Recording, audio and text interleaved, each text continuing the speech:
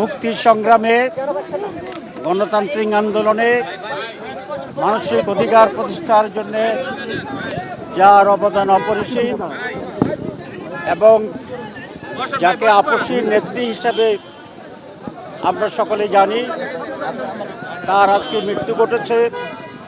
ইন্না লিল্লাহি ওয়া ইন্না ইলাইহি রাজিউন। ম্যাডাম এক মানুষের অধিকার প্রতিষ্ঠার সংগ্রামে একজন আপসী নেত্রী ছিলেন। এটি ওনার রাজনৈতিক সংগ্রাম এবং জীবনের প্রতিটি পদক্ষেপে এটা প্রমাণ করেছেন। উনি অত্যন্ত দেশপ্রেমিক মানুষ ছিলেন।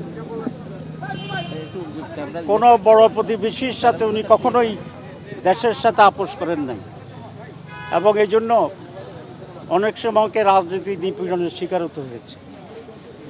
আজকে পুরা জাতি ঐক্যবদ্ধভাবে, প্রশ্নহীনভাবে এই মহান নেত্রীর প্রতি শোক জানাচ্ছে এবং শ্রদ্ধা জানাচ্ছে। এই মুহূর্তকে যদি আমি হিসাব করি, তাহলে বাংলাদেশের সবচেয়ে জনপ্রিয় নেত্রী বা নেতা তিনিই ছিলেন বেগম খালেদা জিয়া।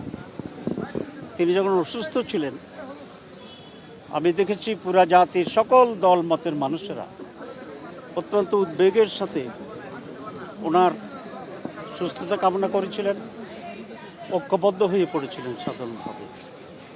প্রত্যেক মানুষকেই মৃত্যুবরণ করতে হবে, তো উনি এমনভাবে মৃত্যুবরণ করছেন, সবচেয়ে বেশি সম্মানে নিয়েই বোধহয় মৃত্যুবরণ করেছেন, সবচেয়ে বেশি ভালোবাসায় পেয়েই মৃত্যুবরণ করেছেন।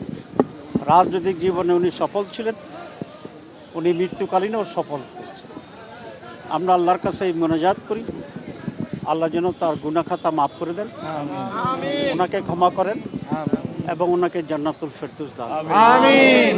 ওনার যে জাতির প্রতি ওনার যে নির্দেশিকা ছিল,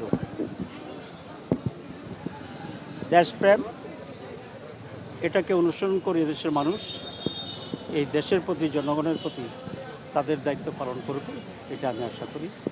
সবাইকে ধন্যবাদ।